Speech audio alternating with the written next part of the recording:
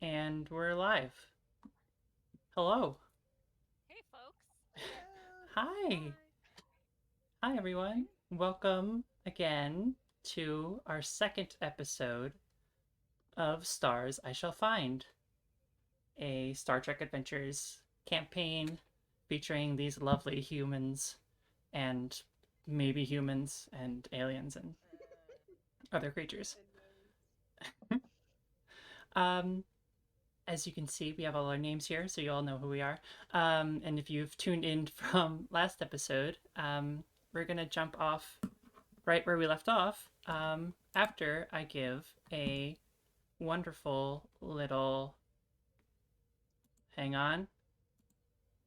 I'm not sure if we were being heard. Oh, I can check if you want. That would be great, but yeah, I'm pretty sure that that whole thing was just us not being able to be heard. So let's start over. Hi. Technical issue number one, just straight right off the bat. Just get it out of the way now. Starting the new year right. Yep. All right, it's already getting hot in We here. set expectations now. It's just like this. Yeah. This is how it's gonna be. That's how many technical difficulties we can find. I'm putting No, my bit on because six. that would Don't tempt definitely, fate. Why would you tempt the universe in that way? I definitely only gonna said double it. six. I could have been worse. You have now guaranteed there will be at least 12. Yeah. No, alright, I think we're okay. But everyone should be able to hear us now. Hi, welcome I to sure fucking hope so. welcome to our second episode of Stars I Shall Find, a Star Trek Adventures campaign, actual play campaign, with the crew of the USS Gwenhwyfar. And why don't we? Because, like, I think we need a good intro scene or something. I should commission someone to do, like, an intro scene for us, because there's always, like, a moment where I'm like, I want to start the game, but I also, like, want a thing to start the game with. Anyway. With You want the person in like the hot pants with a big old flag to go like. The voyages of USS Gwenhwyfar. yeah, it's continuing mission to the United Starship. United Starship. Because the United Federation, so United Starship.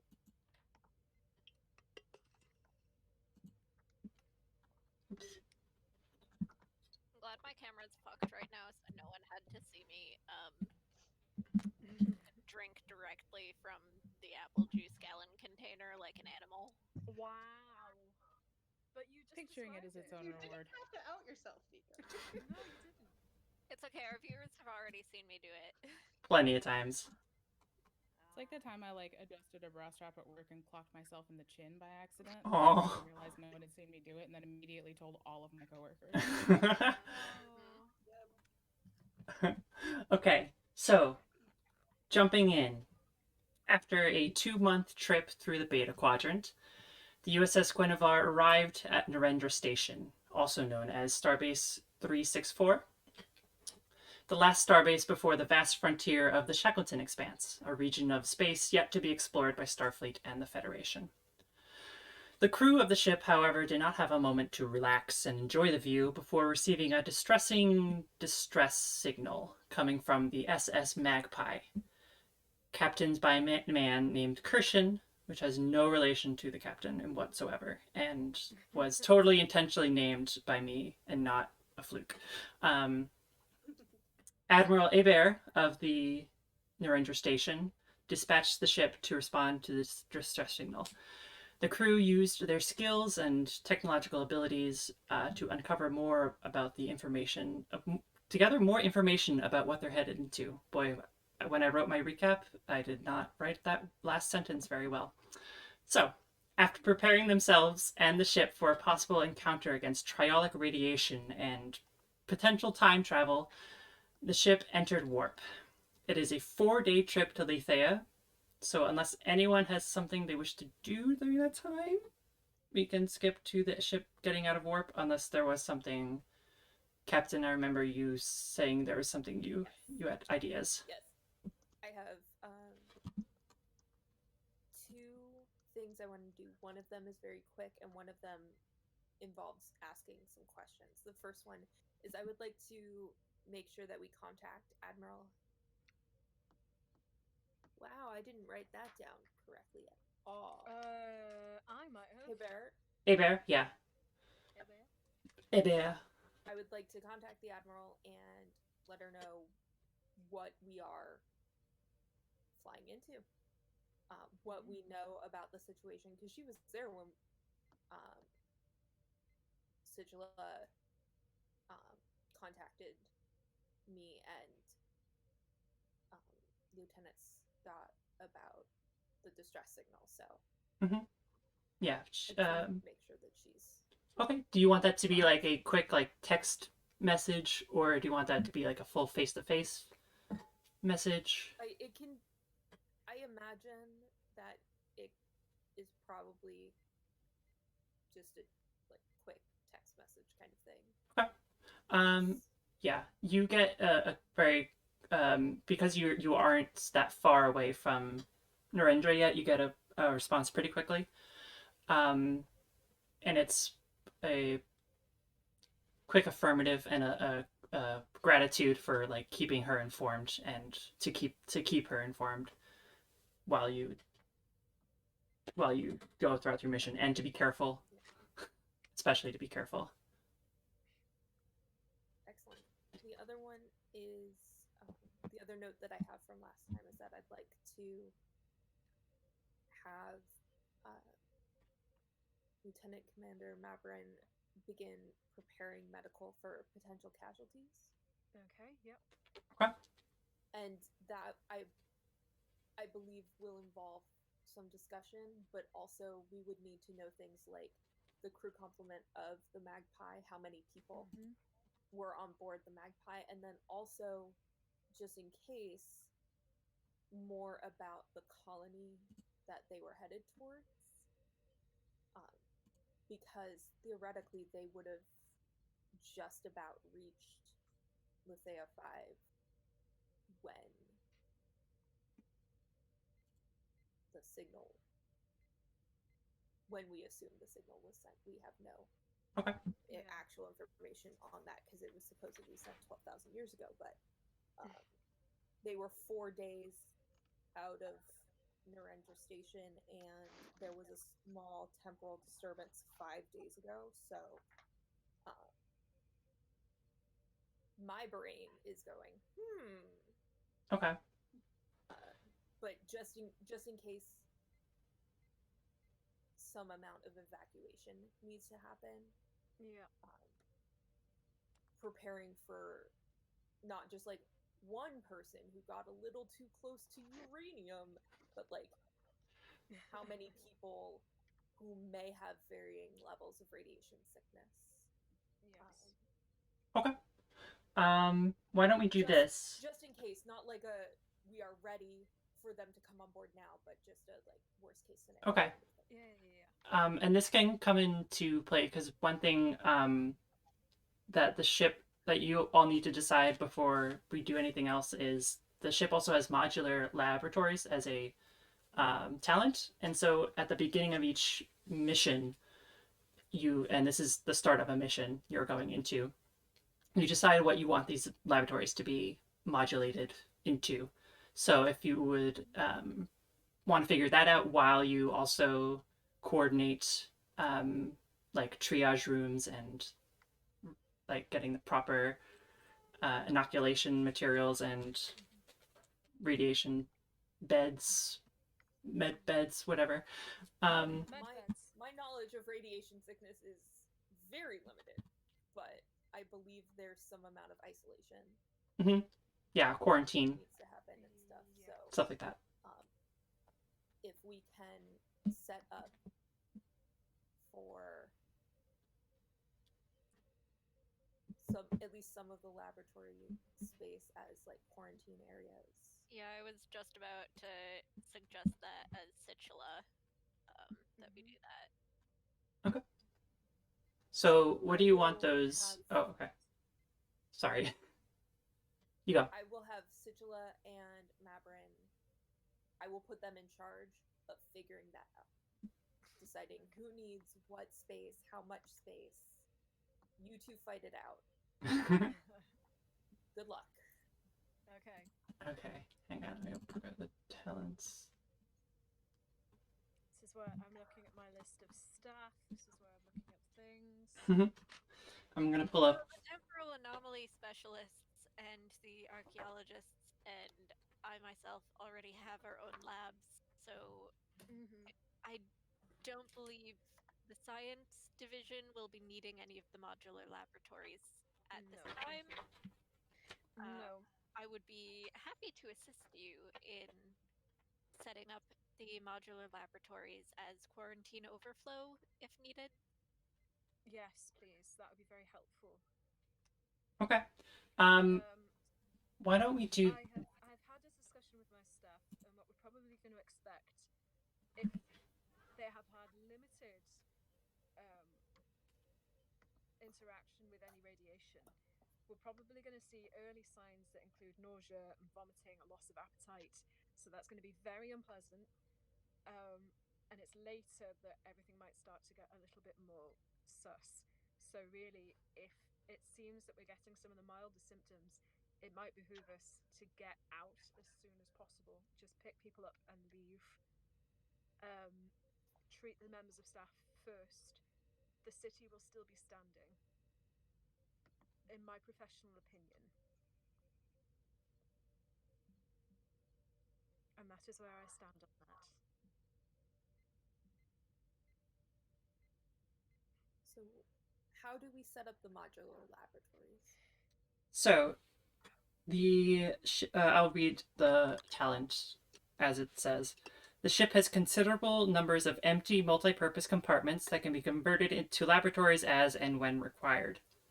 At the start of an adventure, the crew may decide how the modular laboratories are configured. This configuration counts as an advantage, which applies to work performed within the laboratories. So basically, this is going to help Mabrin out a lot if you have to deal with irradiated people. Yeah. And Okay. I wasn't we sure might if we need had to some of- do anything. no, you don't have to do anything. I would suggest that maybe we have some of that space dedicated to manufacturing or replicating more epinephrine. Adrenaline has been a sort of a chemical that has been used to treat radiation sickness for hundreds of years, and if it ain't broke, don't fix it.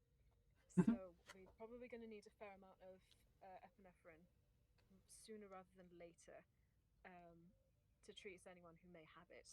It's never a bad thing to have it on hand anyway. Yeah, I think that's not something you're gonna have to worry about with replication technology. It's easy just to get a ton of it. I'm gonna say that's a medicine that's easily replicatable. Like sometimes there's medicines that are like so rare that like they can't be replicated, but this is an easy. It's not like making potions in D&D where it takes like 3 full days and you have to dedicate 8 hours a day to it. And... Yeah. I do take I'm not an used to aside. these fancy Starfleet replicators. Jeez. No, I don't know what that accent was, and no, I'm not keeping it. Don't worry. Thank you. Situla takes a moment aside, like after they've figured out what's going on with the laboratories, and just like taps their com button. It's like, Dr. Olive St. Pierre. Yes, sir. Please remove any personal projects from the modular laboratories. And no, please do not argue. I know that's where you put your still after I had it removed from the main labs. You have 2 hours. Murder Olive St. Pierre. Sir.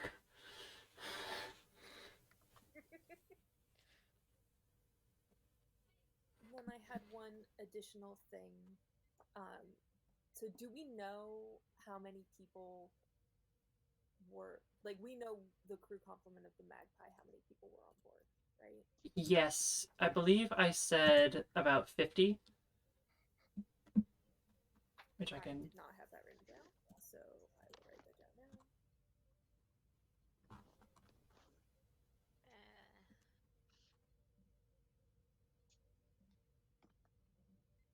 And do we know how many people were at the colony? Pull up my notes.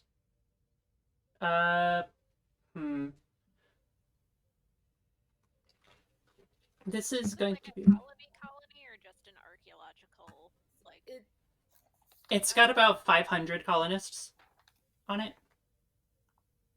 So that's how many people are there on the ship, on the colony, blah blah, and about 50 people on the ship. Excellent. All right. And then I would like to spend some time coordinating with probably my pilots, Dave Evan included in that, on given the temporal anomaly and the potential radiation happening, I'm personally not comfortable relying on transporters exclusively for any potential evacuations. So I would have those who are able over the next couple of days of travel to make sure all of the shuttles are ready in case we need them. I have checklists for that. Excellent. I would personally prefer never to rely on transporters for any reason at all, so rest assured I'm on board with that plan. Awesome. So that's how I'll spend my time. Yeah, just Excellent. reacquainting yourself with your making sure the shuttles are ready in case we need to use them for evacuation or to pick up people from the Magpie or whatever we find. Making sure. You've got 8 shuttles, so you're good. She has a lot of shuttles on this ship. All right. I'm gonna make sure that named all of them. Mm-hmm. We do have over 500 people potentially that we will have to transport. Hopefully it doesn't get to that point, but better safe than sorry. Okay. I'm definitely, like, while we're going over this, like, making sure that whatever pilot, ensign, like, intern I'm working with is, like, some petty officer. Exactly what we're doing and exactly what we're doing, like, for. Like, I've got this person has clipboards, there's binders, it's a whole thing. I love Dave Evan Scott.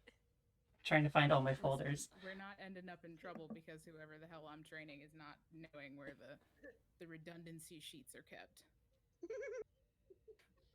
Filing this shit in triplicate, thank you.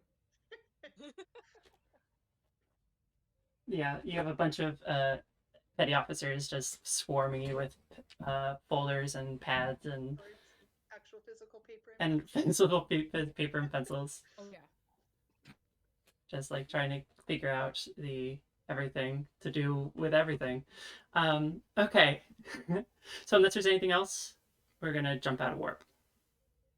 Okay. That's all I had. Okay. The ship. You hear the humming sound of the engines as it slowly powers down, and the ship appears just outside the Lethea system. I can describe, if you want to do a basic scan of the system, you can. If that's something you would like to do. Can we do a scan? Yeah, we could do a scan. That's going to be a reason science check. So, I believe Which station does the scan? Usually the science station does the scan. I can do that. Lieutenant Suchula. Alright, so it's going to be... roll for the ship. Yeah, so it's going to be difficulty 2. Reason science check. So roll 2d20 and you want to roll under your reason and science score. And last I checked, y'all had... were capped out on momentum. So, and because this is a new scene, so you lose 1 momentum at the beginning of a new scene. So. Okay, my personal reason science is 17, and I got a 15 and an 11. Okay, so that's 2 successes, and the ship is rolling with sensor science. Sensor science gives us 14. It's a 17. Oh, so no help. So, success, but no momentum gained. But you do learn stuff about the system. So, the Lethea system has 6 planets, the only habitable one being Lethea 5. The other planets being 2 Class J planets, 1 Class T planet, and 2 Class D planetoids. Lethea. I sure do know what that means. That's okay. It's filler. It's filler. It's science filler. All right. Lethea 5 is a lush Class M planet. Initial scans show conditions similar to an early Earth, but is uninhabited by sentient species. The oceans are vibrant cyan with a vast combination of climates. The colony established on this world is positioned at the mouth of a river beside a particularly verdant forest. So, your scan, Situla, what are you looking for in your scan?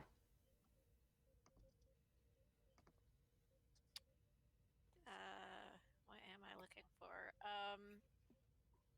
Probably any like more traces of the triolic radiation. Okay, you are First of all, definitely getting that. One thing that stands out to you is the lack of the SS Magpie. You do not detect it anywhere in the system. Oh dear. okay. I kind of already anticipated that. Okay. You are also detecting a buildup of displaced chronotons that have a phase variance of 0.004 coming off your port bow. The right-hand side. Port is left, right? Oh shit. Yes. Port is left. Starboard. Starboard's I can't right. believe I did that. It's This left is and also port a have the betrayal. I same worked on number the of boat for letters. so long. God damn it. Oh, it's okay. All right. So you have all that information. You do have your science ability, science officer ability to get a free extra information spend if you would like to do that. And then you can also continue to spend momentum as you will to get more information. That'd be dandy if I knew what I was asking about. Mm-hmm. So things that we can ask are because the buildup of chronotons is on the left. It's port as we're approaching, so it's prior to. That's not the way that I want to phrase this. So like we go past it before we get to the planet, which means whatever emitted it was like didn't reach the so planet. would they be on the likely kind of flight path of the magpie, or is there an obvious source for them, like that's no moon or something?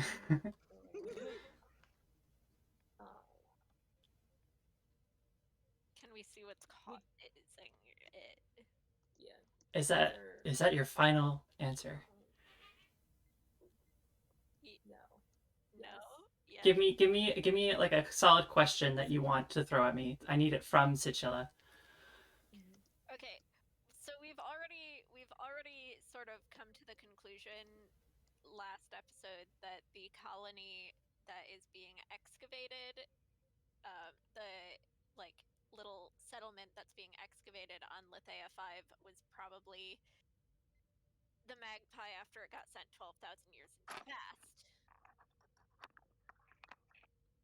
Right. Right. So, of course, we don't see the magpie right now because it's 12,000 years in the past. Is there a question here, or? I'm willing to bet that's where the chronotons are from. Yeah, I think the question should be something about what is there a source for the chronoton? So is the chronoton field well defined, like in a specific area or something? Is it well defined? Is it just just like free floating chronotons, or is there like a source that's emitting chronotons or causing chronotons to? Okay, I'll give you this. You can tell there's a buildup of chronotons. You can sort of see and triadic waves, and you can sort of trace their trajectory and where they're coming from. But you can find like a general area in which they're coming from, but you cannot pinpoint a source. And I'll give you this as well. You're suspecting that 0.004 variance in phase could possibly have something to do with it. And if you want me to explain how I mean by phase, basically like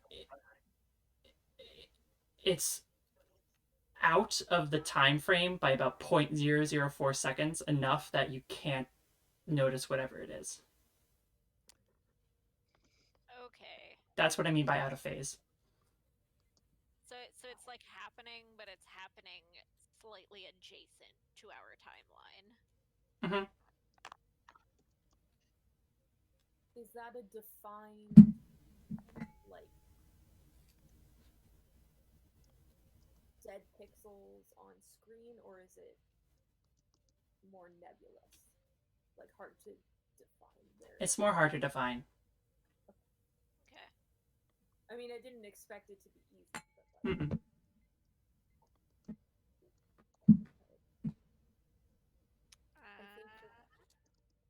Okay. If you want to ask any more questions, you can spend momentum. You have 5, at least that's what I have written down. Wow. What would I need to do to get my 2 temporal anomaly science folk on this? You can spend one of your crew support because you have 6, I think. Spend 2 of that and bring these 2 characters in. Okay. I'm gonna, before I do that, I'm gonna turn to the captain and explain what I've found and say I believe that our temporal anomaly specialists may be helpful in reconciling the phase variance so that we can actually see what the hell is causing these chronotons to be emitted and see if we can't shut it down. excellent. Get them on it. I will do that. So what are their names again? So I can write them down. One is Dr. Valhis, AM pronouns. A is an Anar, so a blind, Oh yeah. sort of psychic relative of the Andorians. Mm-hmm. And the other is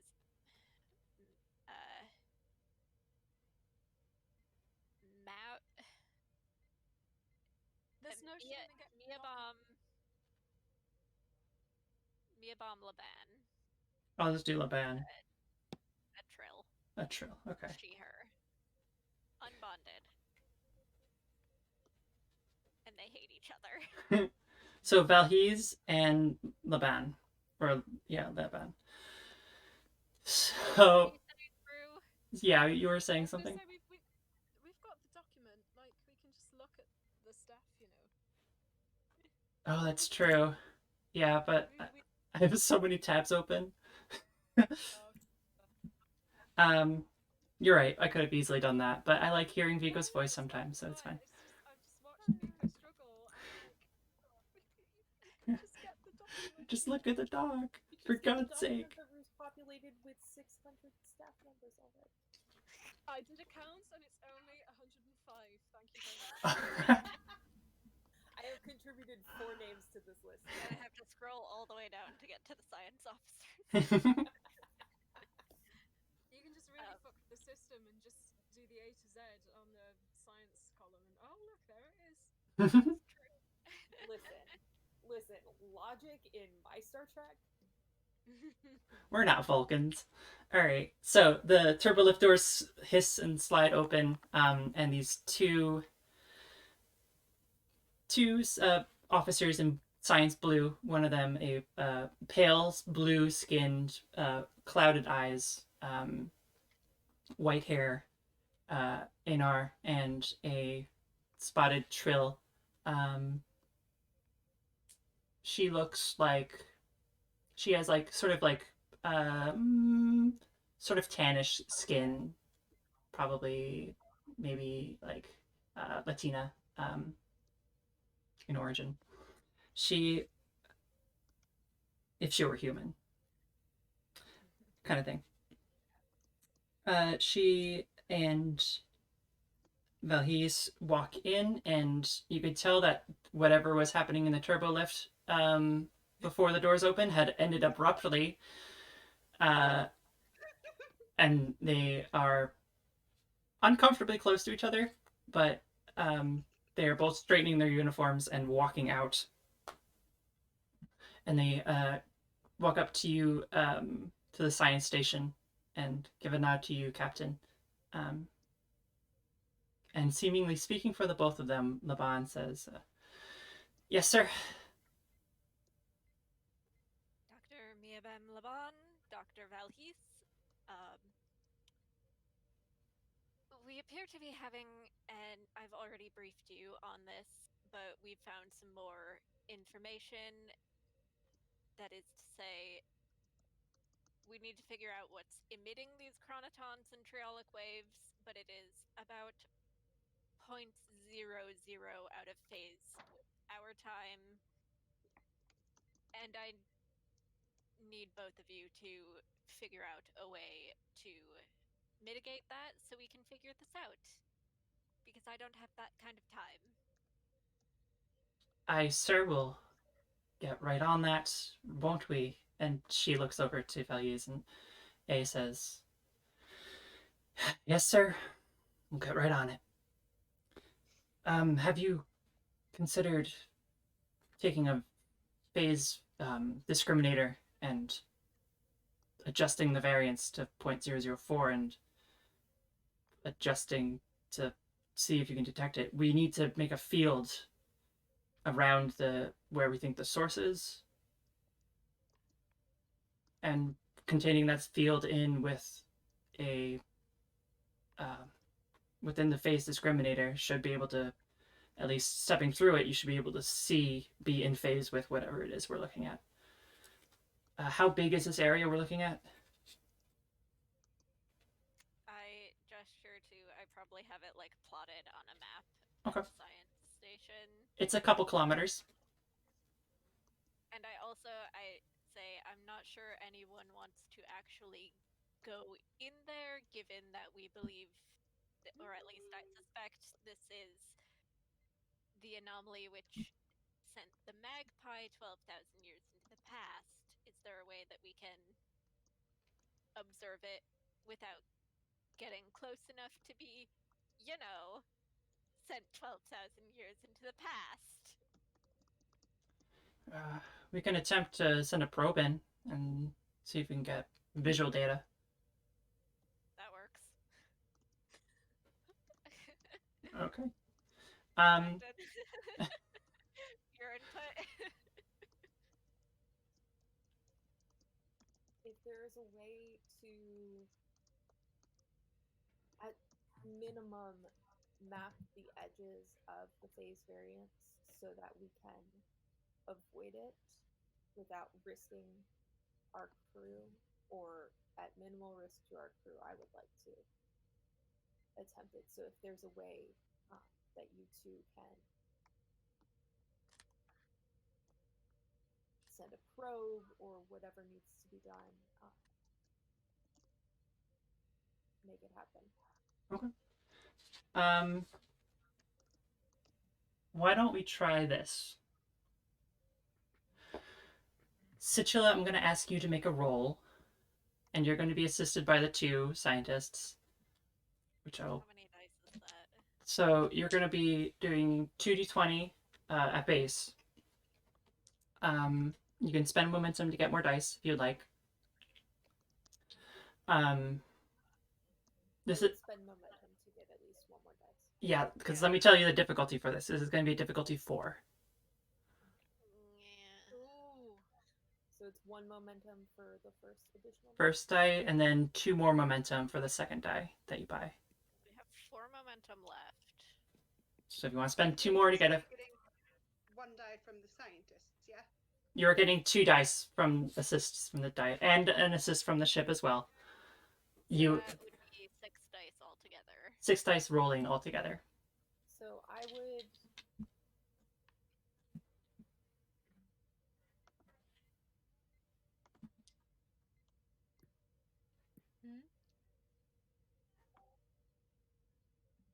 Words are a thing.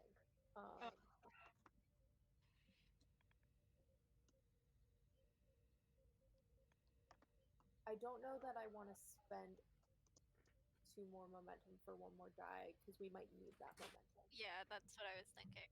So I can live with 6 dice. Yeah. Okay. Hopefully. All right. So this is going to be a reason science check, assisted by sensor science. I'll roll for the ship. Okay. I will roll for the 2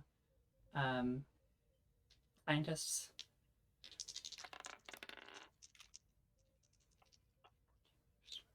Oh, nice.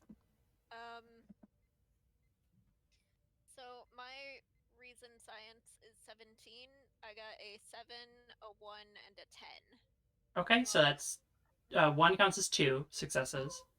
So that's So you rolled 4 all on your own. Yeah. We didn't. Yeah. You have 1 success from one of the sciences. Assists. Ship rolled a 5, so that's also a 6. That's also an assist. Okay, that's 6 successes. There we go. So you regain your momentum back up to max. And what is max momentum just for my 6 is the maximum momentum you can have. And here's what you come up with. The scientists reason, they suggest creating a ring around the area of where you think the source is going to be,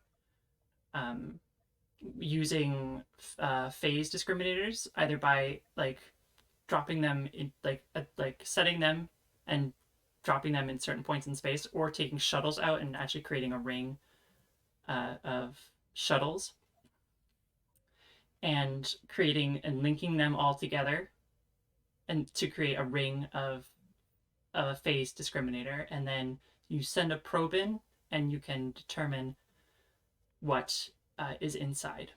So that's the first step of this roll, is determining how you're going to do this. And then the second half of this is actually doing it. So I assume this is how you want it. How do you want to do it? Do you want to drop probes out, like to float in space, or do you want to have manned shuttles out surrounding the area of effect, quote unquote? If I might make a suggestion here. Yes. Just thinking from the perspective of piloting, might we be able to do some sort of a hybrid of the two, where we send 1 or 2 manned things out with probes to sort of keep an eye on them and direct them, but keep on the edge of that? Is that not a thing that would work? That would Sigil or Captain and Sigil, I think you can both come to the conclusion that would work too. That's a very reasonable plan. My concern with sending shuttles out is if one of them slips into the phase variance, we've just lost a shuttle and at least 1 pilot. Potentially 12. Which is why I would past forever. Yeah, that would not be good.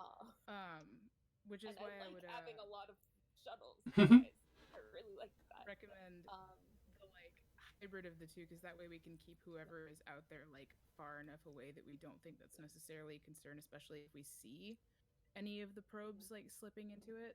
We can pull them back immediately, but then we still do have like the human eyes on the situation. Hmm. Sort of like a hang back and remote So control car. if there's a way that we could, maybe we send 2 piloted shuttles out. If we can keep them a safe distance from a known edge. Mm-hmm. I'm kind of thinking about this as like sending floaties out into a swimming pool. But Send the probes ahead as like minesweepers. yeah. Yeah. But if we can send probes out and then have the pilots kind of, because presumably they're all very good at what they do and knowing things about space and stuff. Folks in my department are top notch. We do have a general location of where the like anomaly itself is within the Chronoton field. And now, I don't know how wise this would be, but considering I'm the XO of this ship, but I would volunteer to pilot one of them. Nope. Not a good idea? Nope. I've been the XO for 5 minutes. I don't know if this is a good plan. Nope, because you might be a very good pilot, but I'm not going to lose you 12,000 years in the past if I need you to evacuate a planet. That's a good point. I didn't consider that. Conserving my resources for later. But Captain, only having the command. I've seen Star Trek before. The command crew does all the work. I was just like, I'm a good pilot, and that's where my thought process stopped. But with the manned shuttles, only having them like with following this like minesweeper thought process, only having them follow a trajectory that the probes have already gone down. Yeah. To map out like, where the edges of the anomaly are. Dave Evans Scott, to coordinate with Dr. Valhis and Dr. Laban about who you think are the most capable pilots for this mission, which shuttles you think are most appropriate to use, and directing the launch of the probes. Yeah, I think I can handle that. Good. I point at the 2 scientists. Just like, be nice. They both look at each other like, behave. They both volunteer to go on these shuttles. Separately, of course. But I didn't think. So they're both going to risk their lives, so. I would like to keep one temporal anomaly expert on this ship. The other one enters the temporal anomaly. Now, paper, scissors it out, guys. I understand putting these. I don't want to put either of them on these ships, frankly. Like, I think we ought to just have a pilot on them. I don't see what information you hope to gain by getting closer to the anomaly that we haven't fully mapped yet. Well, with all due respect, sir, you're going to need someone who can modulate and set up the phase discriminators on location. We know how to do that, sir. Which one of you has better reflexes? I do, they both say at the same time. Which one of you is better at table tennis? Can Daru take... Oh, I don't know what they would have on them. I want Daru to just take something and throw it at both of them. Not knives! Fidget spinner. Daru's not throwing knives! You have your badge. Have your badge. Yeah, Daru will take her their badge and their fidget spinner and throw it at both of them. Okay. They're both gonna roll. Let me see what they do. I love it. Listen, I make my Hansons in the piloting department here do a lot of table tennis. Um, Not fond of it until I started the bracket ranking, and then it was like a big hit. Fabulous. I like that idea. Good Give him thinking. something to be competitive over. It's a reflex training exercise. I'm putting this as a difficulty 1 task for them. Does Ari have to roll to aim? No. I would That would have be to the funny. point is bad aim on this one. Surprisingly, they both catch it. They both catch their things. That's really not helpful. So Nari just says, "Can I have those back?" Yeah, and they give them back. Thank you. Puts the badge back on. Sets the fidget spinner back on their station. Executive decision. Because I am your boss. Valhisius de Laban, you go. Aye, sir. Lavan says, and well, he's much more reluctantly says, aye, sir. And they step off to go. Alright. So, technically you've already rolled for this, but I am going to ask for more rolls because I like making people roll. We have max momentum. We can roll so many dice. Okay. Can roll you into the swamp. That is quite a phrase you just said. It's a rough translation of a Finnish saying. Okay. Actually, now that I'm thinking about it, no, I'm still gonna have a roll, but it's not gonna be a roll anyone else is gonna roll. I got 6 successes. Yeah, you did. Alright. I'm just gonna do 1 roll for the combined efforts of the pilot staff and their efforts to get the thing out. So I'm gonna set this as a difficulty 2. Which is it okay? Some are wearing red. Say again? Can they use a momentum for an extra dice? Sure. Which is good too, because I'm going to spend a threat to make the complication range increased. So if they roll a 19 or a 20, it's a complication. Mark that threat down. Okay. So make sure you mark that momentum off, and I will roll. They're going to be good at this, so I'm going to say... So it's 11 and so 15. They have to roll under a 15. And the dice just rolled off the table. Hey-o, take a drink.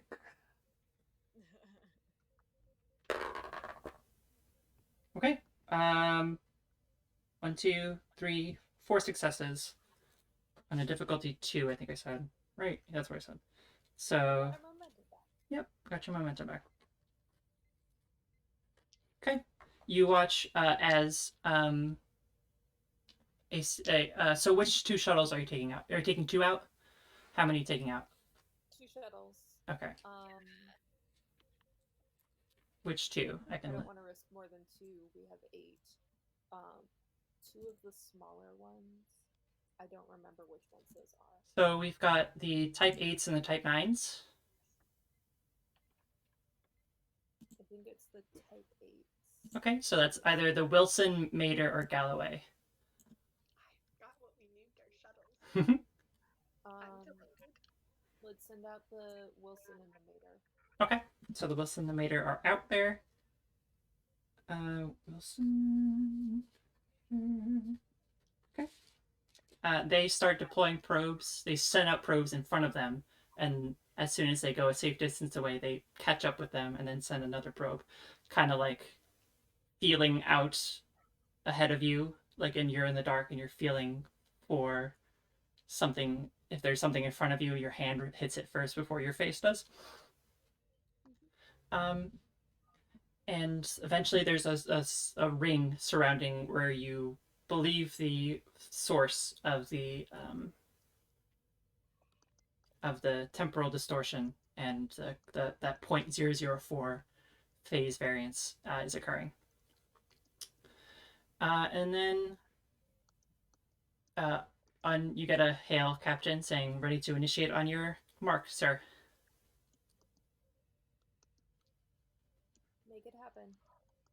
Icer, and there's a moment, and then there's this thin blue line that streaks out from one shuttle to the probe, and then to the next probe, and then the probe, shuttle, probe, and then back to the shuttle, and creates this blue ring around, and the entire like area around you starts glowing blue. And other than that, you don't seem to see anything else.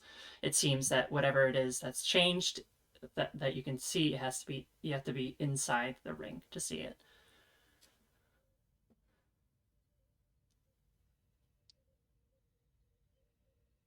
All right, so now we send a probe into the. Yep. Right. Hang on. I feel like there's an actual rule for sending a probe in. So let me look that up. Oh, I'm sure there is. In this game? Put me in an Eva suit and I'll go. Rules in this game? Hey, launch probe. Found it.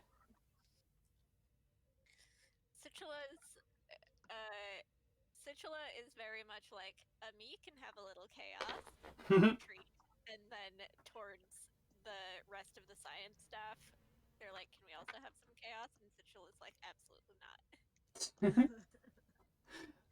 Okay. So it's no difficulty task, no task for you to send the probe in. You just shoot it in because it's kind of easy to do. So you send it in, and this is where you're gonna get lobbing a ball at a multiple kilometer wide area of space. Yep. So are you? I assume do you want to maintain visual contact with the visual contact with the probe? Well, like, do you want the probe to transmit video? Yes. Yes? Okay. If at all possible.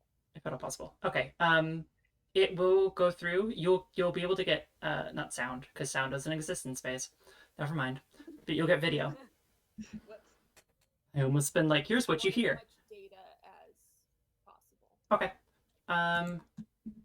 So you watch as the probe is launched, like the video contact like begins with it still in the launch bay, and you see it go through the launch tube and fly towards the ring. And once it passes the threshold of the thin blue line, not making any commentary on that,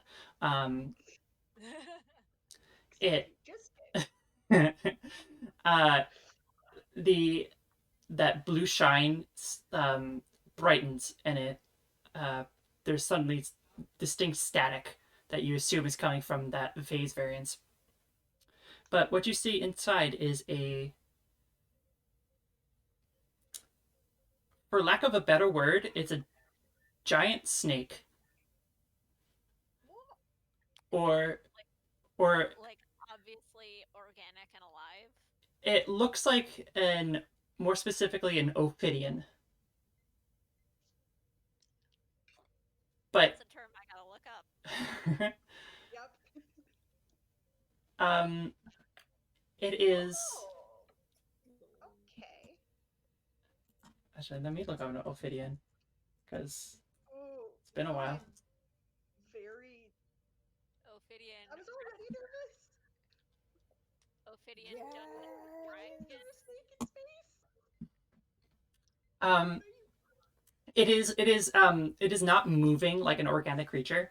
It is actually mostly stationary. And I think if you want more information, I'm gonna ask for a momentum spend, or if you want to use, I think you still get your one extra momentum question. So, but this is like all that roll was leading up all the way up to this moment, spotting this giant space snake. Well, Situla has to take a moment to be absolutely fascinated. We would expect nothing less. This is amazing. I've never seen anything like this. Muttered Klingon phrase from Daru that translates roughly to "What the fuck."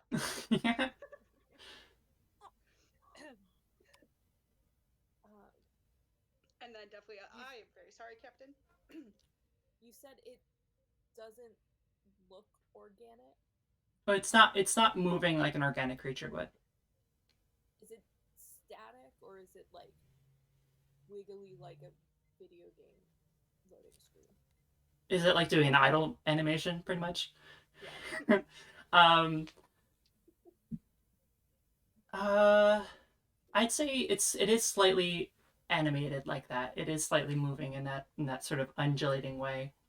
It's kind of like it's doing the worm in space, Okay. but very slowly. I wanted to know if it was like, does it very obviously look like someone is projecting the bat signal, or does it look like this could actually physically be there? Mm-hmm.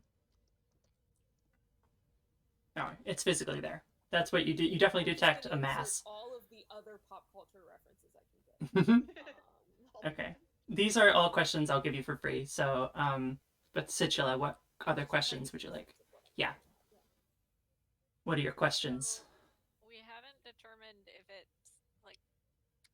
Okay, first of all, how big is it? Ship sized. So in terms of like STA rules, like the Gwenhwyfar is about a scale 6 ship. This thing is roughly about scale 4. Okay. So smaller than the Gwen. Still pretty big. Like, you said I couldn't determine, like, from a glance if it was, like, a living creature. Like, it's moving and it's there, but it could be mechanical in some way. Or can I determine that it's, like, a living being? So your free question was the how big was it question, right? Okay. Yes. So then if you want to spend a momentum to get this next answer. We could spend a momentum. We're maxed out. All right, let's do it. Okay. Sishula wants to know. It is. I want to know too. It is. You're not detecting. Well, so you're not detecting. It's not organic. It is. It's confusing to your sensors. Its cellular structure, like the atomic structure of it, is very. It's almost like it's a synthesis of organic and inorganic. And it moves almost like an organic creature, but very slowly. But you also get the sense that it's not a sentient creature. It's not living. You also I'll give you this. You also detect you do detect organic traces as individual life forms within it. No one told me you could have a snake ship. I want a snake ship.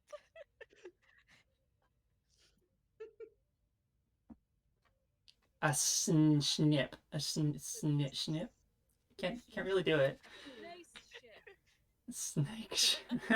Snake ship. It took me a sec. Nicely done.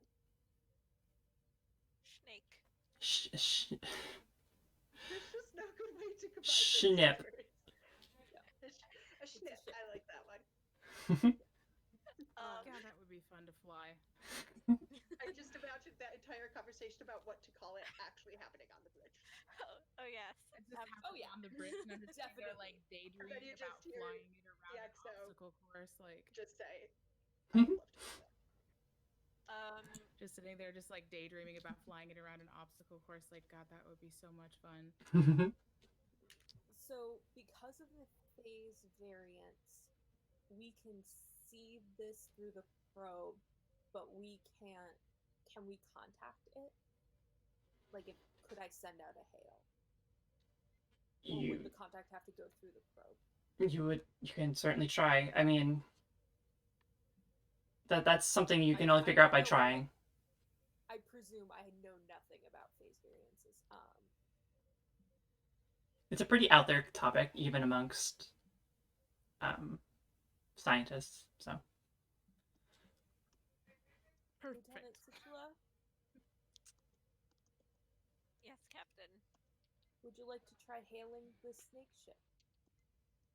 I would be delighted to hail the snake ship. Oh my gosh. Okay, hang on. I'm trying to find the hail communications. We're so hail snake ship. For hail the snake ship. This button that looks like a snake ship. It's the shape of a snake with its tail like waving hello. It's on the bottom right of the L card. Yeah. You gotta scroll a little bit. Right This next. is all Yeah. happening like in character, and the ensigns around us are just like, oh, so this is the kind of ship we've signed on to. They've seen the medbay videos. They know what they're in for now. Everyone this is their first like tour is just like, the adults really don't know what they're doing, do they? You mean we were supposed to act like we do? Mhm. No. Okay, so if you want to send a hail, that's going to be a control engineering task. If you want to have someone else do it, because That's not my job. okay, we can have our chief engineer send a hail because she's pretty good at engineering. Lieutenant For whoever's at, I would like whoever is at the engineering station. I'd say Communications or whatever. yeah, the ops station. This is Kai saying that, not Mhm. the captain. The captain would know what it's called. It would be the operations station. Presumably know who is there. Yeah. They're sitting. Lieutenant Brosy, your chief engineer, would probably be there at the engineering / operations. So she can roll if you'd like. That would be wonderful, Lieutenant. All right, she says, "Aye, sir." She actually does this. Control engineering. So that's a 16 for her. She's very good at engineering. She is very good at engineering. Chief engineer, I should hope. Does the ship roll as well? Yes, the ship rolls with communications engineering.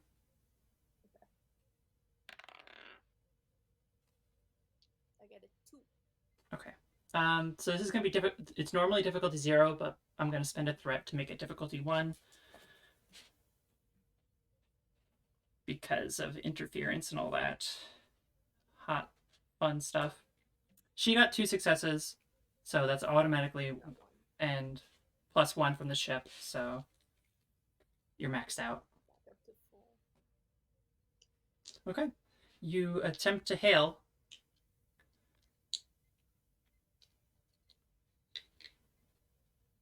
On the YouTube, are we gonna call this hailing the Schnip? Hailing the Schnip, yeah. Obviously. What else would we call it? Is that going to be the other half of the title this week?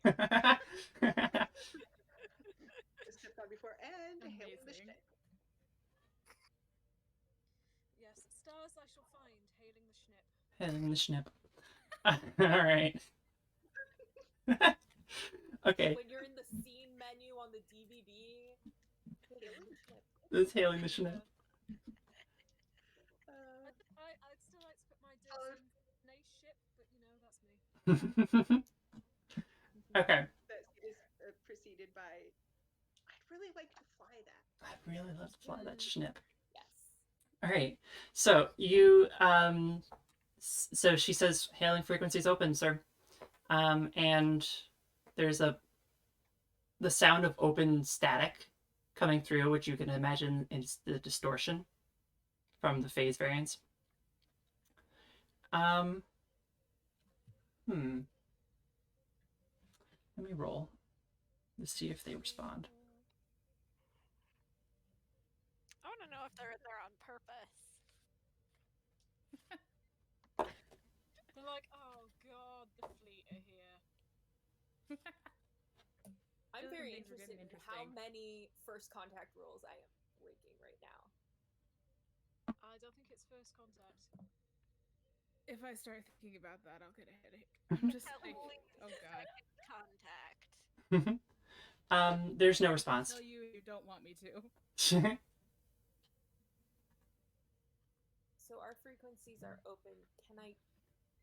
I have no way of knowing if they've received. Pretty much. You know that the channel is open, and that if anyone can hear you, can hear you. This is Captain Oberkirchen of the USS Gwenhwyfar. We have been sent out from Starbase 364 on the path of the SS Magpie. If you have seen the Magpie, you know what happened to the Magpie. We'd be interested in any information that you have. Okay. The only response you get is you watch through the probe's eyes, through the probe's lens, the ship begin to undulate a little bit quicker and turn towards the Gwen and start moving towards you. Nope. I would like us to back up, please. I am backing us up already. Captain? I would also like to reach out to the shuttles and have Lieutenant Scott coordinate movements with them, because we can see. I'm operating under the assumption that we can see what the probe sees, but they may or may not be able to see that on the shuttles. They would not. Yeah. So Yeah, having Lieutenant Scott and whoever else is at the con coordinate their movements so that the shuttles don't get scooped. I'm gonna by the snip.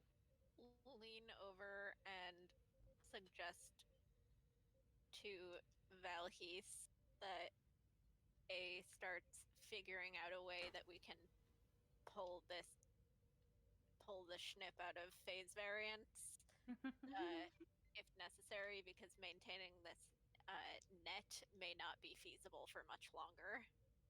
Okay. Would it take a roll for us to be able to determine if the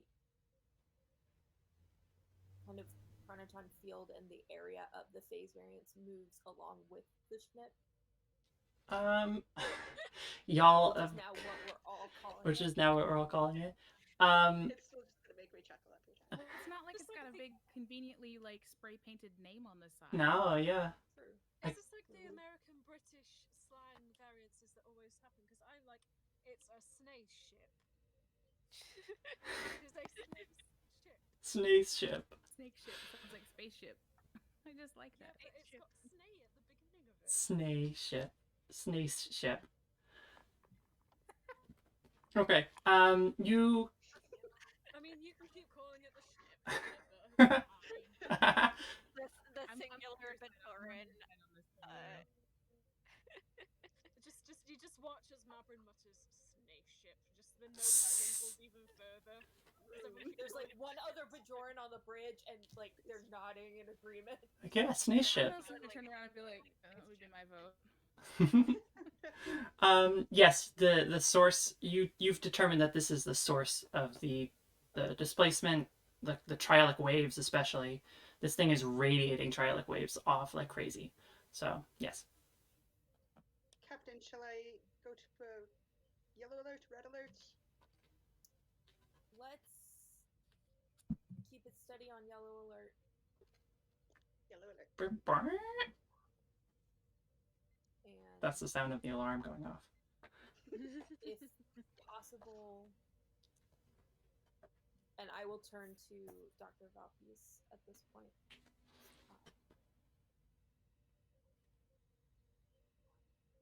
I assume we need to keep the ring intact to maintain contact with the probe? To keep the probe within the phase variance in order for us to visibly see and interact with the Snace ship. Yes. Right. Is there Who's a got way? the most Twitter followers? Can we make a poll? Not be me. as we're mid-emergency. Like everyone, just like typing at the medical station on. like. Would you prefer? I mean, I'm not doing anything now, am I? Yes. Right? You're just standing there like. Person who does not do the paperwork I've been avoiding for the last few hours. Might as well. Commandeered one of the yeomen, just like reply all. Reply all. Nice ship. Is there, and I'm gonna continue to address Dr. Valhus, is there a way for us to get that ship out of the phase variance, given that it appears to be the source of it? He like is silent for a second, and he says, Valhus is an AM. sorry. Stop misgendering my made-up character. I'm sorry. I'm so sorry. Thanks for a moment. And then A will say, given that they're the source,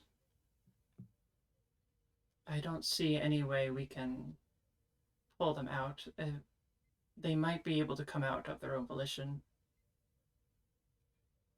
But... Is it possible for me to get a tactical assessment on the ship just from what we can see from the probe? Sure, why don't you roll a reason security check? And where did my character sheet go? I have too many tabs open. I'm presuming either their focus in survival or hazard awareness or tactical systems might come into play? Yeah, I'd say so. Okay. Security.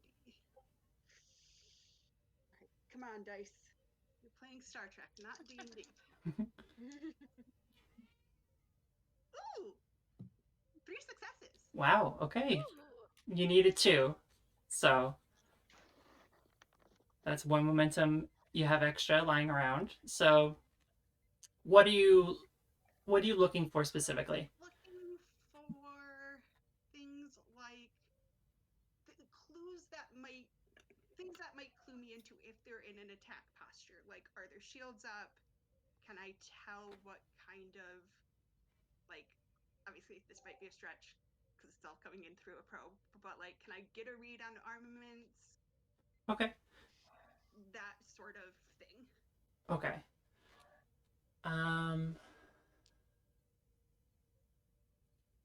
So you can tell that their shielding is mostly triolic in origin. Okay. It doesn't seem to be something they can raise or lower at will. It's just sort of something that exists. The technological aspects of this ship are very confusing. They don't seem like something that was deliberately made to be like it was built. It had to have been built, but the way it's been built seems more Nonsensical almost. Not nonsensical, but alien. Just really alien. Just completely like in the most broadest sense of the word alien. Alien, like alien as in strange, as in you can't quite possibly understand it. You do know ineffable. There we go. As if these whatever these creatures are, they're not entirely from around here. Okay. I will report that to the bridge. Yep. And then you also notice that it does have it is sort of going. It's moving towards you, which is usually an aggressive movement, especially in space. When a ship is moving towards you, especially when it's already kind of close to you, moving towards you is generally an aggressive action. So it does not seem friendly.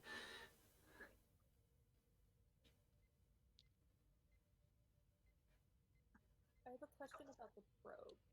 Okay. So obviously the probe is sending us video. Are we able to get other data from it? like from inside the phase variance, could it tell us I am now approximately 12,000 years ago, or Not particularly. You we run a scan through it? I don't know how probes work. Right. The probe has equipped with like sensor suites on it.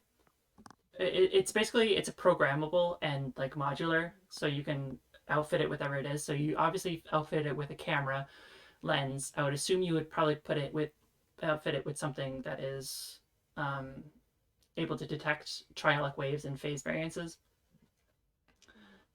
which it is detecting this. It's not. I don't think there's like an internal chronometer inside it, or chronometer. Yeah. Um, inside of it, and it's still detecting um, that it is within this time frame.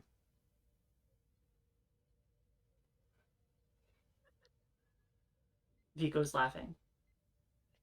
Maverick sent an email to all crew polling. I see the alert in ship communications. Right, I can't switch to it because it'll change the screen, but Snip or Snake's ship.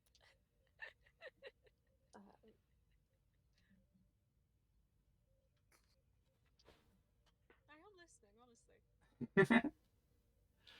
it's okay. We'll have something for you to do soon, Doctor. Once the casualties roll in, you'll be busy. Yeah.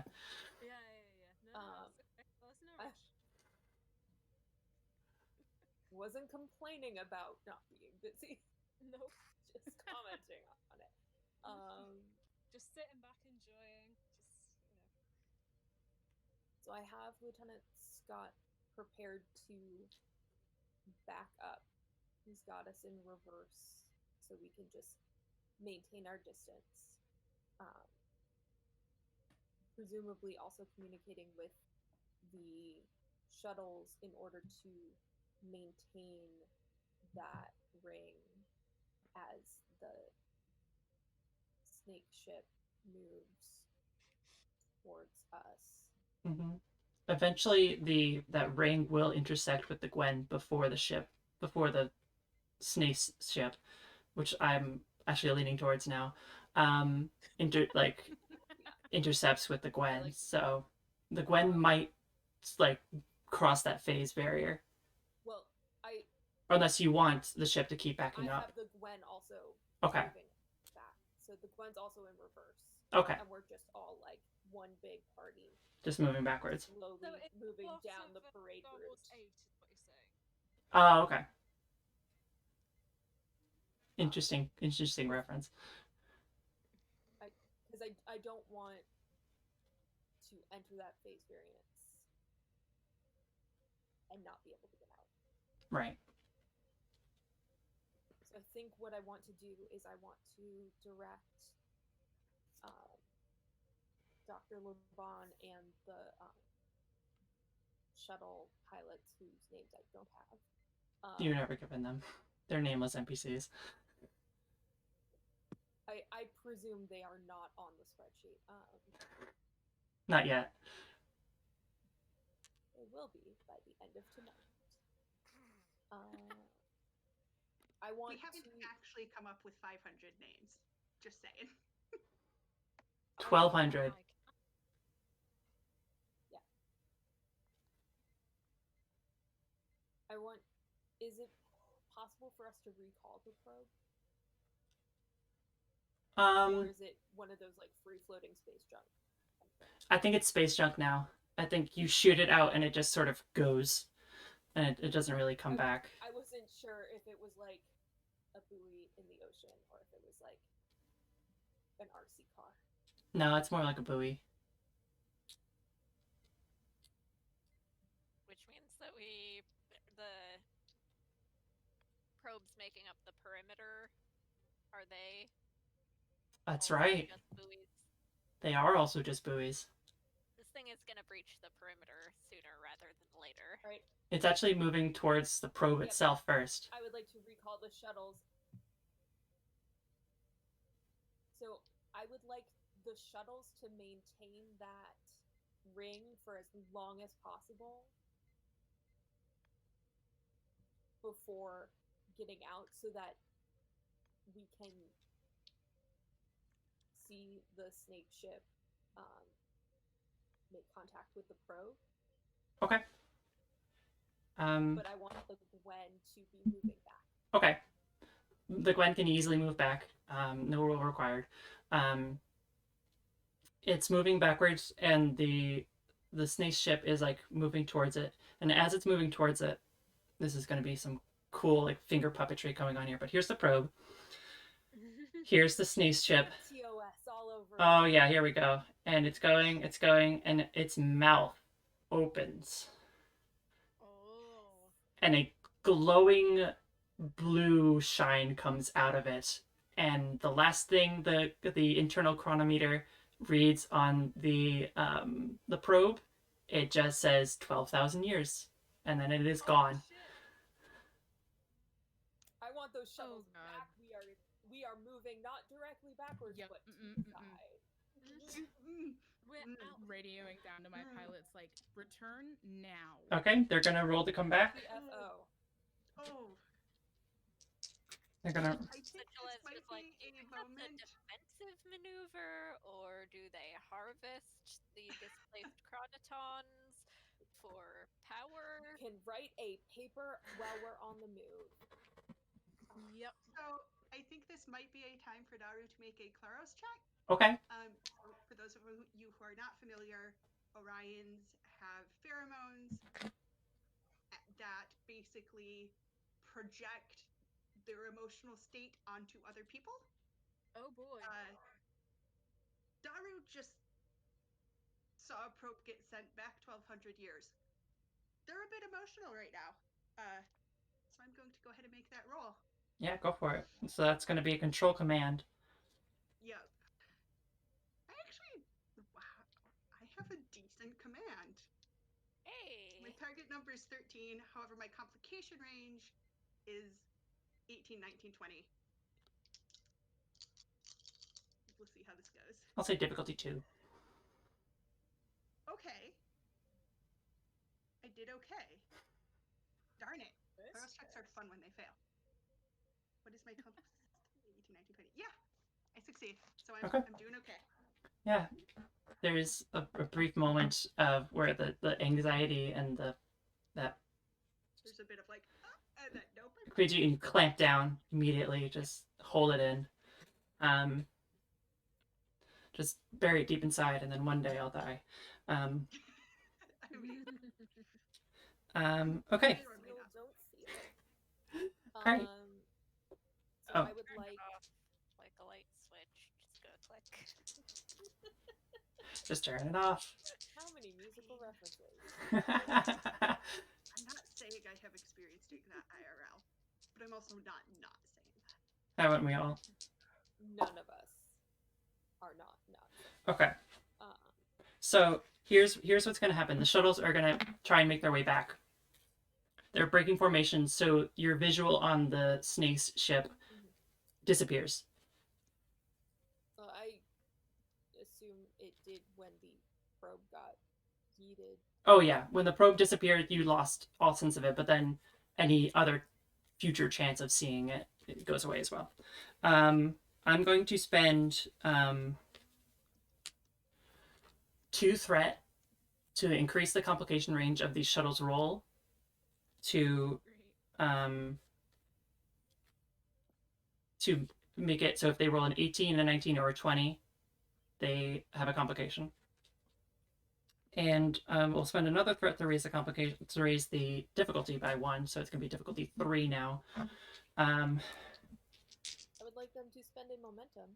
Okay. I'm making a lot of executive decisions about the momentum spends, but we're at You're the max, captain. so You're the I captain. think You are the that's captain. within your rights, frankly. We do have a lot. I'd, So. And we do I'd need like to spend a momentum to give them an extra die. Okay. All right, so they're going to need to roll a 15, I think I said. Yeah, 15. Dang it, no complications. All right. Yay. I we really haven't wanna- used any red shirts yet. I want to get those ships. I think they're gold shirts, to be honest. If they're pilots, they're red. Oh no, it depends. Depends on what era Yeah. Star Trek you're in. But I Okay. think at this point they're gold. At this point, they're gold because red is command. That's true. I'll have to look it up. So that's 3 successes. So they managed to succeed. Unfortunately for me, because I wanted to eat a ship. It's fine. I'll just go for the bigger one. And they needed 3 to succeed. They need 3 to succeed. So they managed. You're gonna have to. I think you raise shields with yellow alert. So you're gonna have to lower them in order for the shuttles to land. So zoop, and then. We're going to. So if this is the trajectory that we last saw the snake ship on, I would like to meet the shuttles. Like, I would like to not move straight back, but I would Yeah, you want to go back at an angle. I would like to maneuver so the shuttles have to kind of like loop around to come meet us. Okay. Sorry, I'm just trying to figure out. And in fact, when I made those gestures, I would like the shuttles to loop around behind. Okay. Yeah, you're just to basically give a wide berth to the give a wide berth and just go around. And is there? And I think I'll pose this question. Is there a way for us to track the limits of the phase variance as it's moving, as that ship is moving? I believe we should be able to. You can make a sensor sweep roll. So that's going to be a reason science assisted with the ship's science sensors. Okay. I'm going to set the difficulty at. I'm going to spend a threat to make it a difficulty 1. I'm just spending threat like crazy. I just need to get 1 Mhm. under 17. Yeah. And I'm rolling 3 dice because one of them is the ship. No. Kyle rolled it for the ship for you. Okay. I rolled for the ship, so you're only rolling 2 dice. Fuck. One is an 8, but the other is a 20. Ooh. Got your complication. Oh, And no. I got a 4, so we gained a momentum back. We So we're can back up spend to 2 max momentum to eliminate the complication, if we want to do that. That is My true. players always do that to me, and I'm so frustrated. But that I is would something not- that can be done. I Or would we can not have like fun. to do that because I want to save that. Okay. Because if we have to go rescue one of our shuttles. All right. Good point. So you drop the shields. So the shuttles are coming in, and you drop the shields to bring them in. There's a surge of triolic energy right as your shields go down.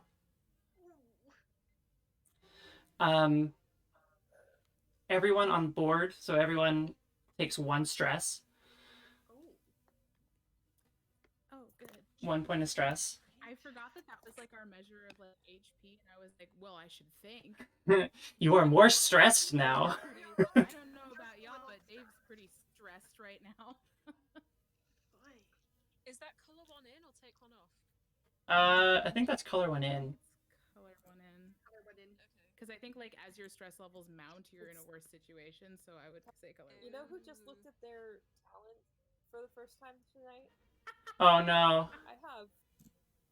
Oh, I have diffused attention. Oh. Well, that's more of a social conflict. Violence. Oh yeah, you could have tried that. Theoretically, I could. I know. Theoretically, I could have used that when I was hailing. Oops. Yeah. Oh well. Oh well. We're here now. Yeah, I've been looking at my talents, and I'm like, none of these apply to My this talents are situation. all for unarmed combat. Right in I could have reduced the front of me difficulty by and 1 if we're resisting being silly coerced or haven't- threatened. All of. You're not being coerced or threatened, so. I'm tracking momentum with D8s because we don't roll them, and I have momentum sitting right above my talents. Oh. Okay. So let me mark a stress for Rosie. All right.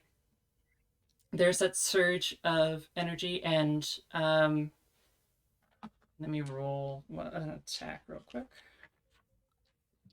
I did not take anything defense I related. was looking at my talents, and I could have re-rolled one of the d20, but only if I had bought a d20 with momentum. Which you did not. Does Citrulla have cautious? Yes. That's so antithesis. Like Out of all the Isaac! talents, I would have expected you to have bold. Citrulla just wants to do science right. Fair. Okay. That's fair. Everything else is just window dressing. everything else is negotiable. Ethics, Including, jumping out an airlock is fine for the science. Okay. my own physical safety. So there's that. Realization.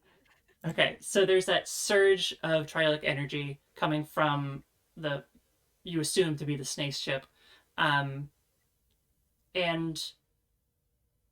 the ship like jolts a little bit, but then it takes no damage. Nothing happens other than that. That you can tell. Once the shuttles are in, we're up to red alert. Okay. Red alert. Shields up. Because theoretically, we were just attacked by a ship that we can no longer see.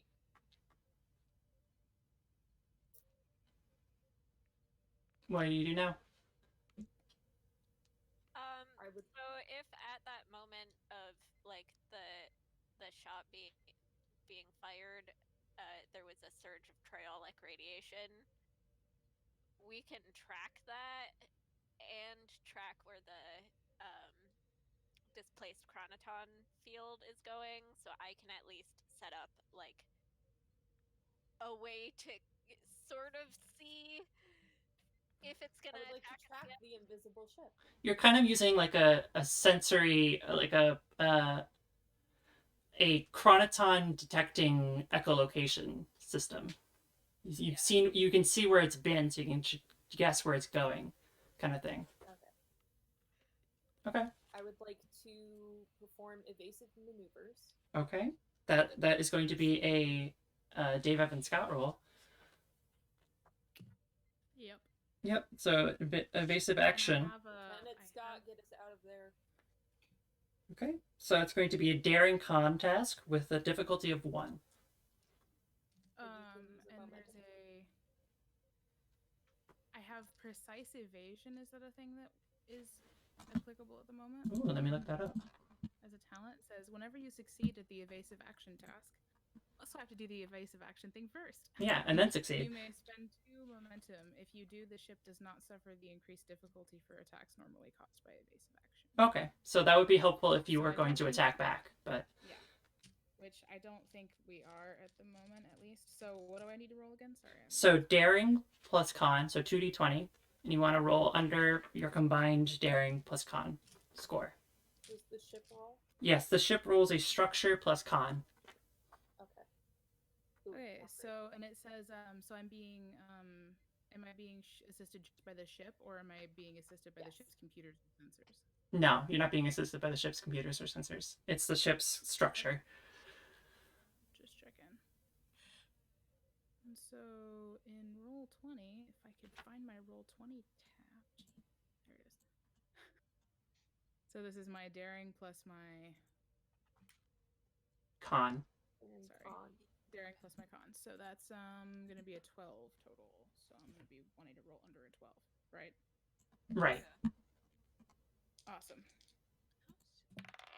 Okay, well, that's a 16 and a 7, so That's 1 success and a success from Gwen.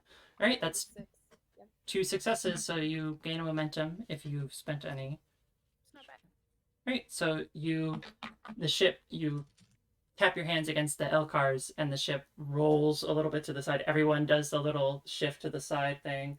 And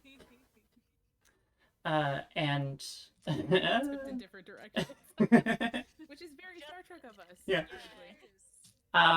And you managed to. So where are you going? Do you want to get further away from this thing? Do you want to get closer? What do you want to do? I would like to get further to sort of an angle so that we're not like head on. I would just like to not be faced by it. Okay. Wherever it my head, preference I think we should be out of that. is if we know that it's going like this, I would like to go like this. Yes. So yes, yeah. That's a good idea. Like, So if it wants to turn around, it has to necessarily go like- around. Yeah. Yeah. Do you? I want it to have to make some kind of like maneuver that will slow it down in order to get to us. Okay. I would also like to aim towards Lithia 5. Okay. That's you can. That's possible. I'd say that's easily enough. Completely support that. Right. Yeah. So you'll. That incorporate all of my concepts and makes them all so much better because there's the point to them. So the ship rolls, does like a little 360, and then hits its impulse engines and shoop and moves forward, and is now hurtling towards Lithia 5, the colony. All right. So as far as you could tell, Are we all concerned about bringing this thing towards the colony at all? That's a good point. Because if it's zapping shit way back in the way back machine, maybe the colony is not where we want to be leading it.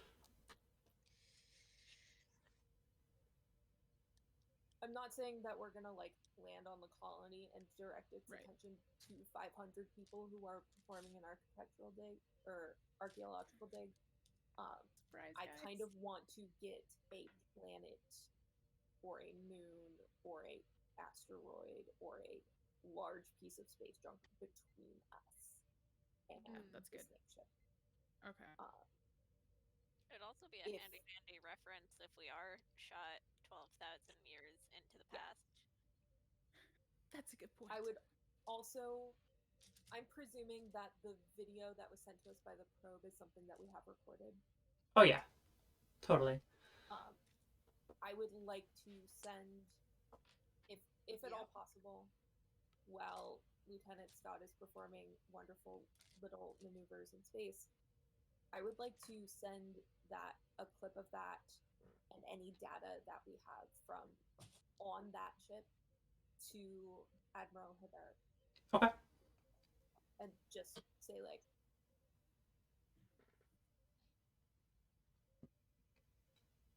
this is what we've got so far, and now it's chasing us. Send help. It's just like the Here we video go. and then that like vine of the dude playing the guitar going, everyone knows that shit's fucked, and then that's the whole message. It's a combination of that and the vine where the lawnmower just launches up into the air. Yeah. There we go. What? Perfect. I love We that. reinvented hieroglyphs. And I want that to also have our current coordinates and our anticipated trajectory. Okay, that's easily enough to send. Data packet. Okay. Just in case. Okay. You can easily do that. It's going to take a little bit to get a response because you're now about 4 days away. It's not going to take about 4 days to get the response, but it'll take it'll take a convenient amount of time. It's coming not right now. Convenient amount of time. I want it to be clear as I'm like throwing this, very quick email together that like a response is not immediately necessary. We are not requesting backup at this time. I just want to make her aware of what we're encountering and where we are in case something happens and she does not hear from us. Okay. So It's an so FYI, that not a doesn't- send help. Yeah, so that if something does happen to us, she doesn't go, wonder what happened to the Gwenhwyfar. Let's send another ship to check it out, and they end up in the same situation. Yeah. And Yeah, that would not be good. I'd like it to also, the message to also say like, hey, don't send anyone over here. Don't do it. This shit's fucked. Don't come here. That's why you sent the vine. Yeah. Unless they want to take a permanent vacation. Oh, Unless Christ. anyone's Permanent really cool with vacation 12,000 prehistoric years ago. technology. Yep. 12,000 years ago is just going to be getting all of the starships. But I presume that because we did the whole like bring around the Rosie and the probe and stuff, we have an idea of how far from the ship as the kind of epicenter that phase variance extends. Yes. And so I'm making assumptions about science here. Yeah. So it would include like projections of what to look for when encountering the phase variance and stuff. If we aren't able to resolve this, Okay. if they need to send more people out this way, they know what to look for and to be on the lookout for Chronoton field of this particular dimension and whatever. Right. Okay. Easily enough. Easily enough. You can send that. I won't make a roll or anything. Waze telling you that there's a cop on the head. Yeah, and it's like, That's still there? Is it still there? And there's nothing there. Bane of my existence. debris on the road ahead. Yeah, still there. Still there. Yeah. That's what it's doing. Snace ship on the road ahead. Still there. Okay. Red light cameras ahead. Okay. So I will say, I'm going to need one more reason, science, and sensor sweep check from Situla, just to get so you can track the ship, track the snace ship. Cheers. Could I use this opportunity to just like quickly research if we've seen anything like this in the archives? I know I'm not a science operative or anything, but could I just like... Sure. Yeah. Roll reason science, and you're going to be assisted by the ship's computer's science. Ooh. 2 dice, yeah? Yep.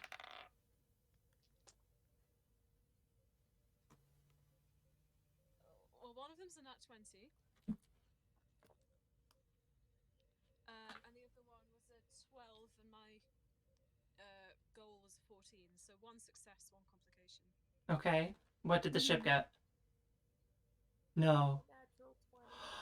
Nat 20. Oh no.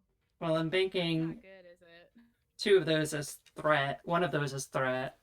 So I gain 2 threat from that. I'm not gonna use this dice anymore.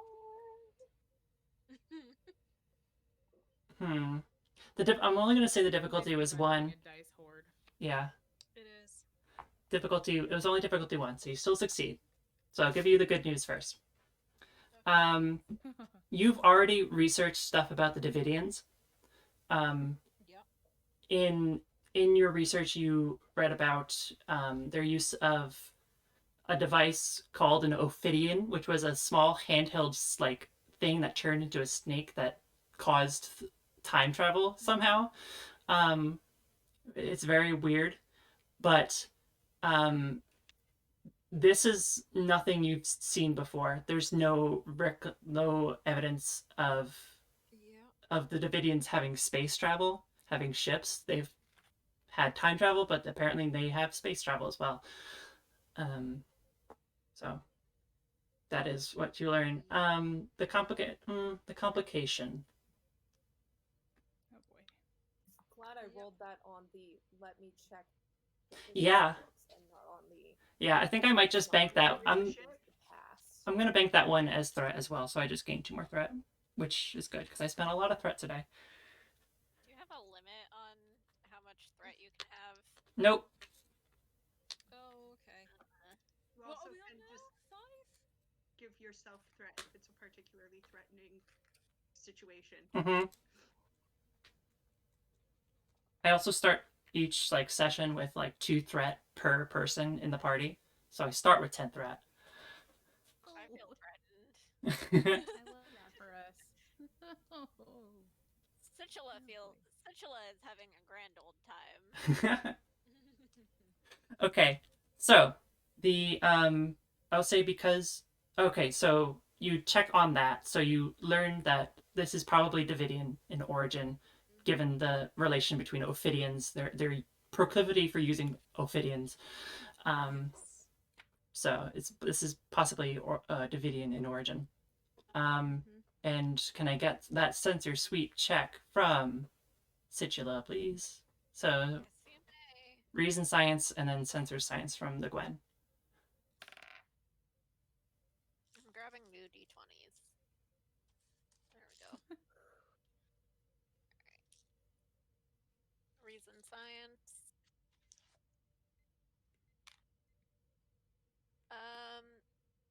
A nat 1 and a 16. Both of those beat my reason science, which is 17. Okay, so Nice. that one is. What are your focuses, by the way?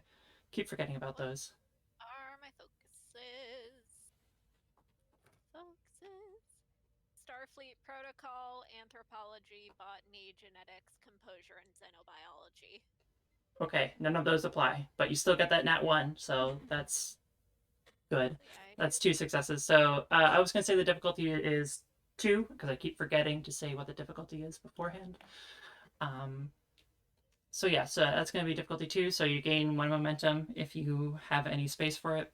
We've maxed out. Okay, so you have a floating momentum, and I do also gain a bonus obtain information. that is true. So let me give you... Momentum can be used for gain information. Yes. So basically, whenever you roll, so let's say you're maxed out on momentum like we are now, and you succeed on a roll and you get extra momentum, that still exists, but it goes away once the task is done. Like we've moved on from the task. So it's good to spend that extra floating momentum, is what we call it, floating momentum. Okay. So you can, with that roll, you can easily track the that you can't pinpoint the source, but you know what the source is. But you can track the movement of this moving mass of phase variance and chronoton and this just giant ball of, don't make me say it, but time travel stuff moving towards you. It actually, you watch it, it was the way it was moving because you kind of juked it, you kind of like zagged on him. It had to turn around and is now, so you basically gained some ground off of it. So you basically lost it a little bit. So you have some more space between you and it. I'd say probably like a couple 100 kilometers. Nice. Personally, a fan of that. Yep. Okay, and what's your free question? Track it.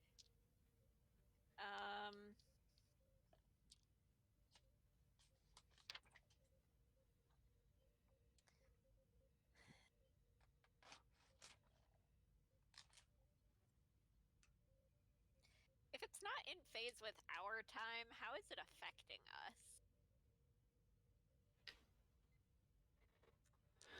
Can it affect us outside of the displaced chronoton field, or would we have to be within the field to be affected? Okay, so those are 2 questions. Which one do you want me to answer first? The first one I asked. Can you ask it again? Because I forgot. If it's out of temporal phase with us, how is it affecting? How would it be able to affect us? It's sort of like how if someone were to like swing their hand in front of you, you'd still feel, it doesn't make contact with you, but you still feel the gust of wind. So temporarily, it's sort of like that. It's like tangentially affecting you, but it's still producing triolic energy that is in phase with you, and so that triolic energy still is affecting you. So they're not out of phase with you spatially, so they can still affect you spatially. They just can't affect you temporally. So they would still be able to send us back to Yes. past, blast from the past. Mm-hmm. Okay. That kind of answers my second question too, of whether or not we need to be within the chronoton field to be affected. Yeah, it's sort of like, to put it like this. they can affect you, but you can't affect them. It's kind of an unfair situation right now. God, Avery. I'm sorry. That's how it is. I didn't invent this species. I've, You did not. I have a question Yes. that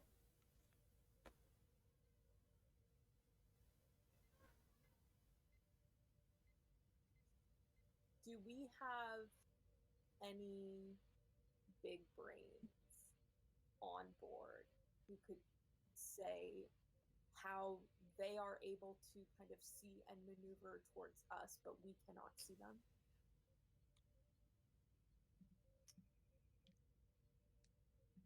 Because presumably the phase variance works both ways. It's not like a one-way mirror because they're out of phase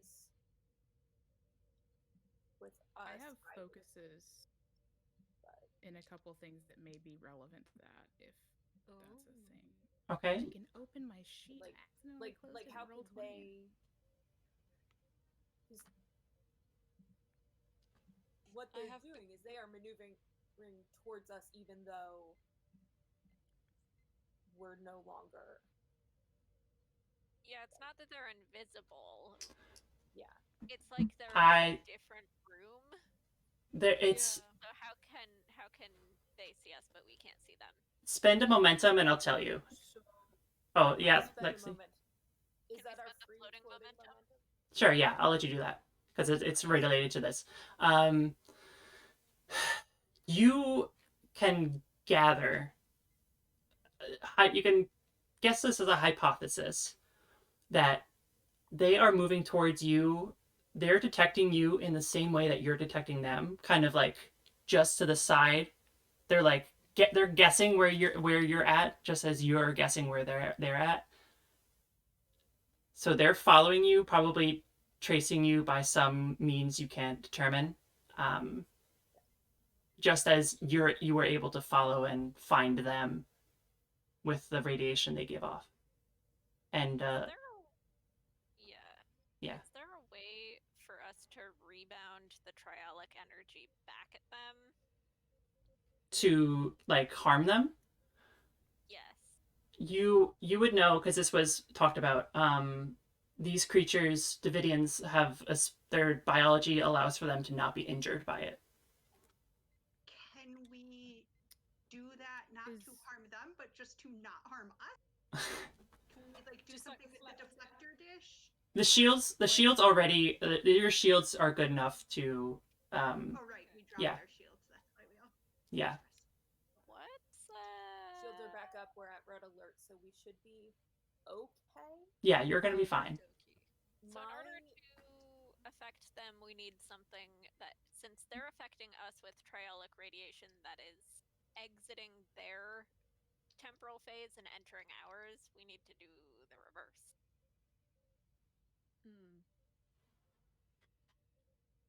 Do we need to? I don't think we want them to stop shooting at us. Okay, and so if we want to save the rest of space around us from being sent back 12,000 years.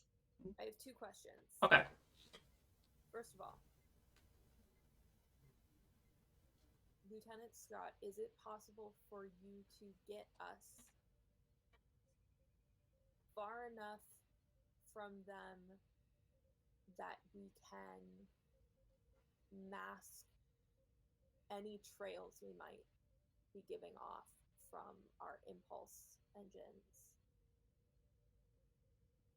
If there is a way to, like I don't necessarily want us to be dead in the water and hope that they don't see like they pass by because they don't see any lights on board.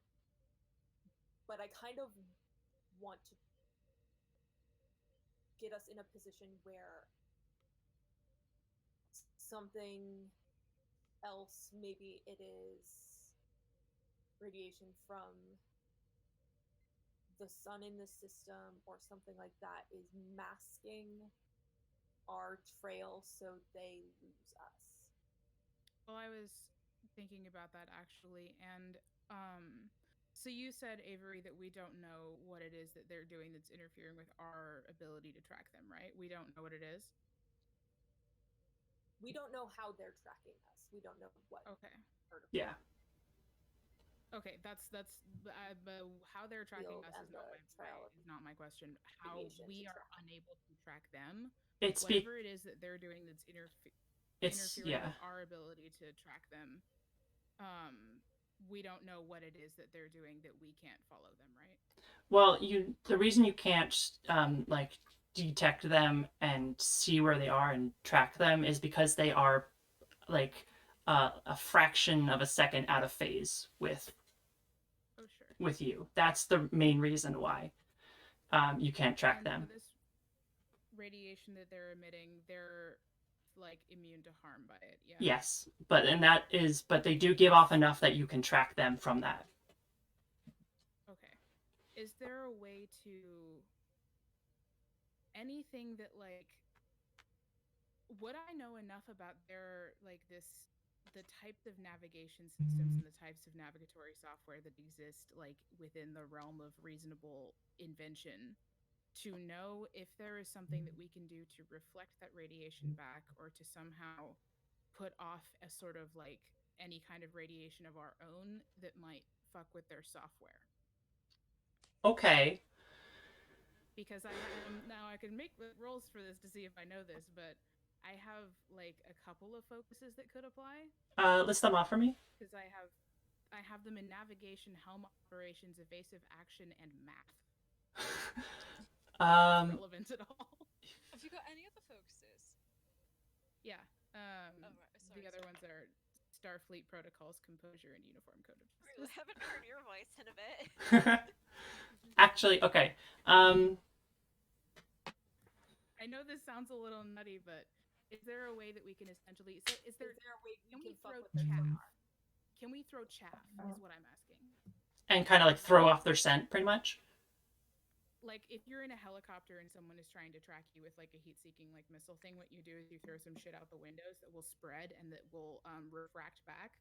Right. So whatever they're using with their targeting system, like we'll track all of that instead. Is there a Star Trek version of that we can do right now? Can I throw chaff? Is my question. Okay, that's actually a really good. Is there a way we can do that does not involve ejecting the warp core? Right. Right. Right. Because that is the only thing I can think of, and that because would be I was thinking with the radiation that they're giving off, is there a way to somehow reflect that back at them, not to damage them, but to confuse their sensors somehow? Right.